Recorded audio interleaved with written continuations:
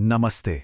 आज के दौर में चुनावी राजनीति को समझने के लिए हमें रैलियों और पोस्टरों से कहीं आगे देखना होगा। अब ये एक बेहद सटीक, एक तरह से कहें तो साइंटिफिक ऑपरेशन बन चुका है।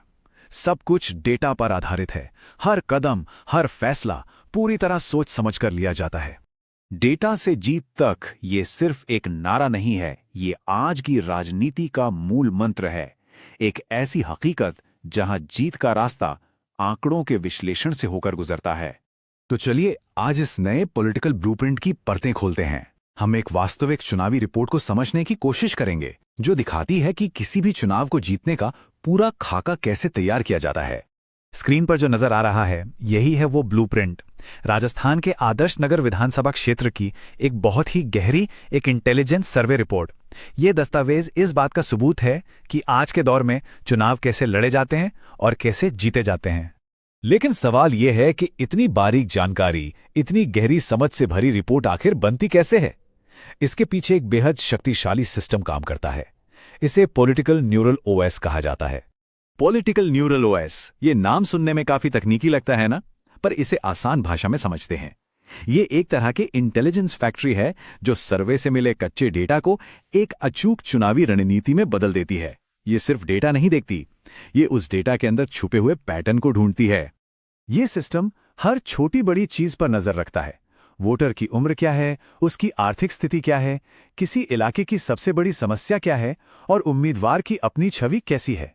इन सब को मिलाकर ये एक एक्शन प्लान तैयार करता है जो बताता है कि कब, कहां और क्या संदेश देना है।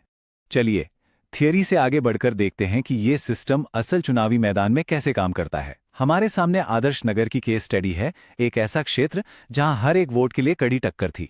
आदर्श नगर की कहानी को ये 3 आंकड़े बयान करते हैं। पहला, 73.85% का वोटर टर्नआउट। ये बहुत ज्यादा है। इसका सीधा मतलब है कि लोग अपने मुद्दों को लेकर बेहद गंभीर थे और बदलाव के लिए वोट देने निकले थे।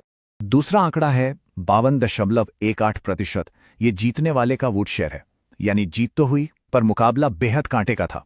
आधे से बस जरा सा ज्यादा, कोई बड़ी लहर नहीं थी। और सबसे जरूरी आंकड़ा, जीत और हार का फासला सिर्फ 14,073 वोट। इस रणभूमि में एक एक वोट की कीमत थी। और यहीं पर एक स्मार्ट, डेटा पर आधारित रणनीति का असली इम्तिहान होता है। इस डैशबोर्ड को देखिए, यह किसी भी चुनावी रणनीतिकार का कमांड सेंटर होता है। कुल वोटर कितने हैं, उनमें से कितने वोट डालने आए, दोनों मुख्य पार्टियों को कितना हिस्सा मिला और आखिर में मार्जिन क्या रहा। सारी कहानी इन चंद नंबरों में छिपी है। और यहीं हमें ये याद रखना जरूरी है कि ये नंबर सिर्फ आंकड़े नहीं हैं, ये लोग हैं। भारत का संविधान हर नागरिक को गरिमा और सम्मान का अधिकार देता है। इसलिए इस डेटा का इस्तेमाल हमेशा एक जिम्मेदारी के साथ होना चाहिए, लोगों की निजता और सहमति का सम्मान करते हुए, जैसा कि हमारे कानून भी कहते हैं। तो ये ब्लूप्रिंट सबसे पहले क्या करता है? ये उम्मीदवार का स्वॉट एनालिसिस करता है, यानी ताकत, कमजोरी, अवसर और खतरे। सबसे पहले ताकतें देखते हैं। उम्मीदवार 2 बार से विधायक हैं, मतलब जमीन पर उनकी अच्छी पकड़ है, लोगों से मजबूत नेटवर्क है और राज्य सरकार का समर्थन भी हासिल है। ये सब प्लस पॉइंट्स हैं। लेकिन हर सिक्के का दूसरा पहलू भी होता है। कमजोरियां क्या हैं? उम्मीदवार की पहचान राज्य स्तर पर उतनी मजबूत नहीं है, पार्टी के संगठन में भी कुछ खामियां हैं और 51 करोड़ रुपए की घोषित संपत्ति ये विरोधियों के लिए एक आसान निशाना बन सकती है। एक अच्छी रणनीति इन कमजोरियों को नजरअंदाज नहीं करती, बल्कि उनका सामना करने का प्लान बनाती है। अब आते हैं सबसे अहम सवाल पर। नेता क्या सोचते हैं वो एक बात है, लेकिन जनता के असली मुद्दे क्या हैं?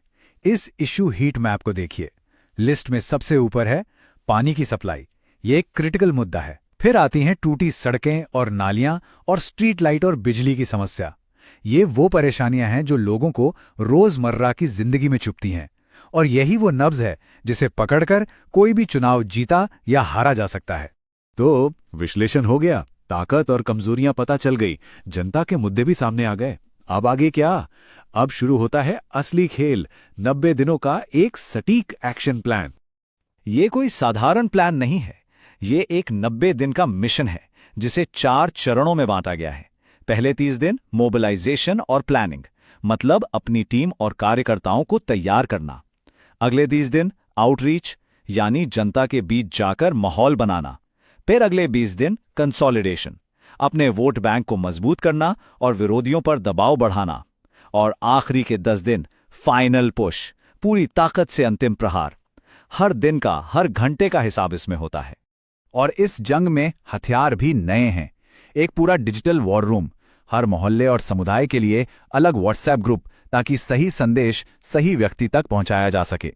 युवाओं से जुड़ने के लिए इंस्टाग्राम रील्स, और सबसे जरूरी फर्जी खबरों से लड़ने के लिए एक रैपिड रिस्पॉन्स टीम जो 24 घंटे तैयार रहती है। जमीन का काम और तकनीक का ये मेल ही आज की राजनीति का सच है।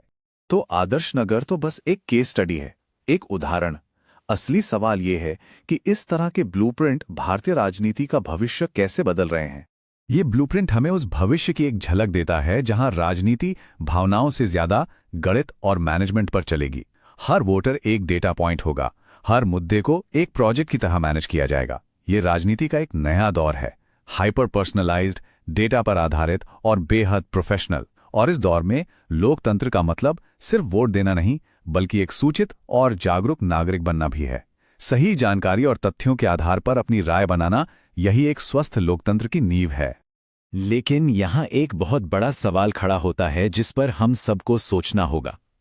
क्या चुनाव जीतने की ये प्रिसिजन इंजीनियरिंग, ये बारीक रणनीति बेहतर शासन यानी बेटर गवर्नेंस की गारंटी भी देती है?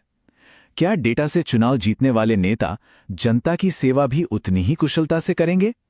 इस सवाल का जवाब हमें भविष्य में मिलेगा। अगर आप एक जन केंद्रित नेता बनना चाहते हैं और अपने निर्वाचन क्षेत्र का उत्थान करना चाहते हैं, तो blueprintstrategies.ai से mgr@blueprintstrategies.ai पर संपर्क करें या 0800 4204 1602 पर कॉल करें। Purpose beyond politics.